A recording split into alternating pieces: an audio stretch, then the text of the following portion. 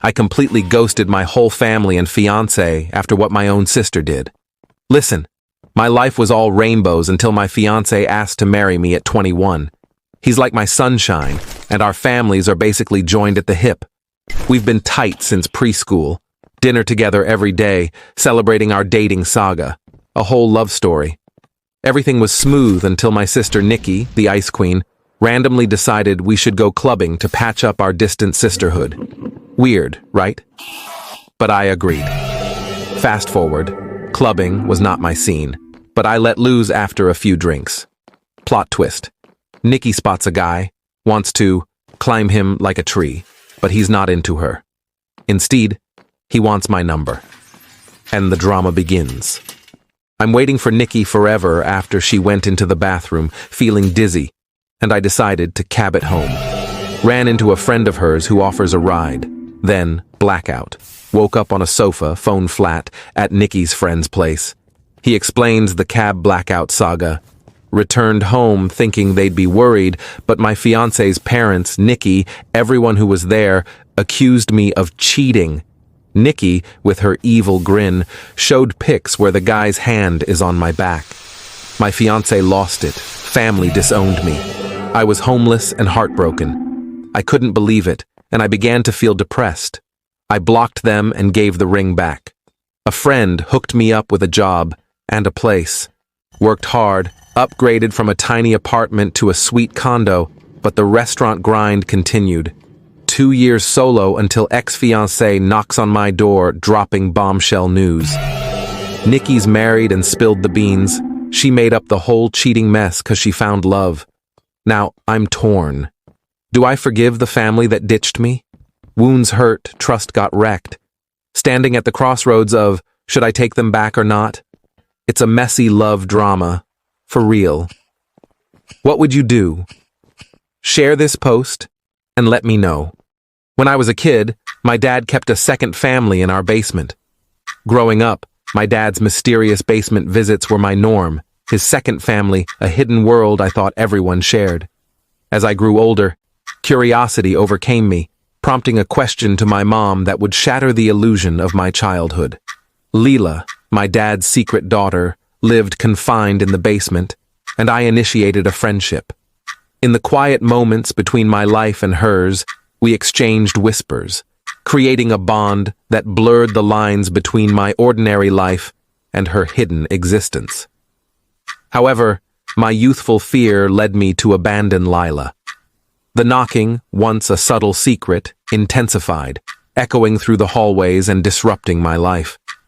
The consequences extended beyond our home, infiltrating my school life and culminating in fights with friends over family secrets that were never meant to see the light of day.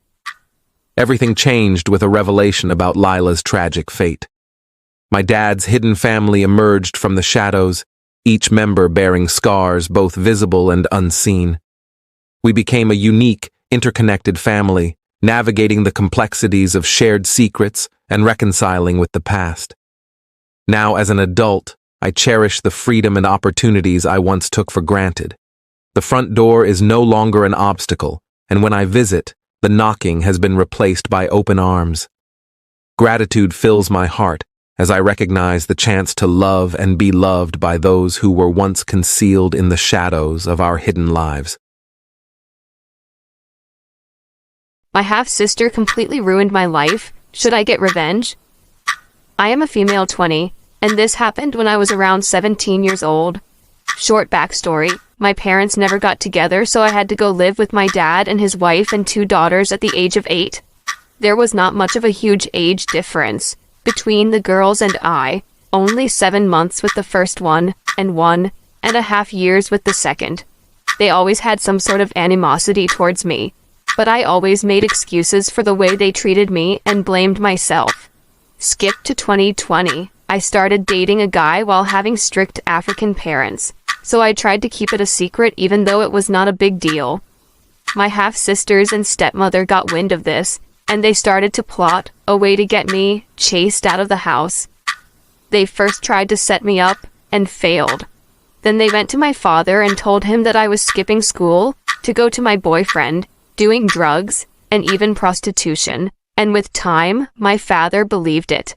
I remember getting the beating of my life. I had a broken hand and failed to even write my exams. I got publicly humiliated and excluded from the family, all because they lied. Since then, nothing has been the same, and I am full of hatred. I want to get my revenge. My half-sister recently got a boyfriend too without my father's knowledge. I know this because I can see her messages. They are connected to an old Mac we used to share. She is planning on seeing him this Thursday. And fortunately for me, my dad does not trust her, so she can't leave the house without me. I already have a bunch of pictures of the two of them, and my stepmom knows, which will make it worse when I review it to my dad. My question is, should I lie also like they did to me? If I do, she won't be able to go to her dream university. She'll lose her car, will get beaten, and will get at least 5 months of hell, because what they did to me was vile. Do you know somebody who could help me decide what to do? Tell me. I sent my ex a revenge video at the same time of her parents' passing. Me and this girl were together for 3 years before we broke up last July. Since then, she has tried multiple times to hurt me. Despite the reason for our breakup being her fault, I used to ignore whatever she sent me, but she recently wouldn't stop spamming pics and vids of her dating other guys. I could easily have blocked her, but deep down I wanted to hurt her like she did a year ago. I decided to hit her with something that would make her leave me alone, painfully. I sent my video to her about 4 hours ago. However, I had no idea her parents and brother passed away in a car crash this morning. I'm furious that my closest friends, who's also friends with her, did not inform me about it. I have no idea what to do or say at this point. How do I apologize? How do I ease the pain? How can I undo my mistakes? I catfished my mom for revenge. So my mom has always found ways to ruin my life. I decided to treat others the way I was treated.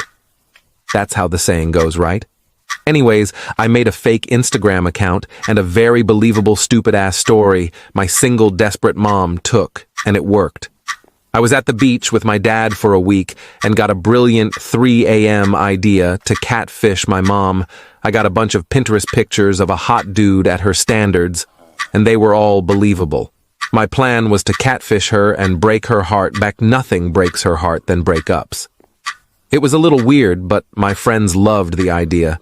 Luckily, my friends don't like my mom either. It worked, and I was able to catfish her. Instead of breaking her heart like I had planned, it just pissed her off and she went and blocked me. No argument. Nothing. I was sad it didn't turn out that way, but I'm surprised the amount she had drunk that night wasn't over the lethal limit. Share this post if you or your friends would be down to do the same thing. I secretly started a side business selling handmade soap because my main job is so dull. It's growing, and I'm torn between my passion and my paycheck. Tired of the monotony of my 9-to-5 job, I found an unexpected escape: soap making. What started as a hobby turned into a secret business. My handmade soaps, filled with unique scents and a piece of my story, gained popularity. The dilemma emerged as the soap orders grew. Should I stick to my stable job or pursue my newfound passion? Balancing spreadsheets by day and crafting soap by night became challenging. The conflict between financial security and personal fulfillment intensified. The soap-making muse urged me to break free, while the practicality of a steady paycheck whispered caution. As soap orders poured in, I questioned societal expectations. Why did a stable job have to compromise personal fulfillment? Each soap bar became a rebellion against the conformity of corporate life. The decision between the known safety of my job and the unknown allure of soap making lingered, like a soap bubble suspended in the air. The journey continued, a soap maker straddling the line between passion and paycheck, seeking a balance beyond the ordinary. I have a thriving online persona as a fitness influencer, but I secretly despise working out. The pressure to maintain my image is exhausting. All right, let me tell y'all a secret that's been weighing on me like a barbell. You see, I've got this whole fitness influencer thing going strong online. I'm the go-to person for workout advice, healthy living, and all things fitness. But guess what? In the real world, I can't stand working out. Yeah, you read that right. The very thing I preach about, the sweat-drenched workouts, the pumped-up enthusiasm, I despise it. It's like having a secret life, pretending to be the fitness guru while secretly wishing I could swap that dumbbell for a comfy couch. The pressure to keep up this image is like running a marathon with no finish line. It's tiring, mentally and emotionally. Behind the scenes, I'm not the pumped-up fitness freak. I'm just someone grappling with the expectation to keep it all together. So, next time you see me breaking a sweat on screen, just know there's a part of me dreaming about a Netflix binge in bed. The struggle is real. Is it relatable? I convinced my family I'm pursuing a PhD, but I dropped out a year ago. I've been living a lie, and the guilt is eating me alive. Picture this. I managed to spin a tale so tangled it's like a web of spaghetti. See, I told my family I'm deep into the academic jungle, wrestling with a PhD beast. The catch? I dropped out a whole year ago, and now I'm drowning in the guilt soup. I'm living a double life, folks. On the outside, I'm the scholarly hero in the saga of higher education. On the inside, it's more like a tragic comedy. And guilt? Oh, it's feasting on my conscience like a hungry kid with candy.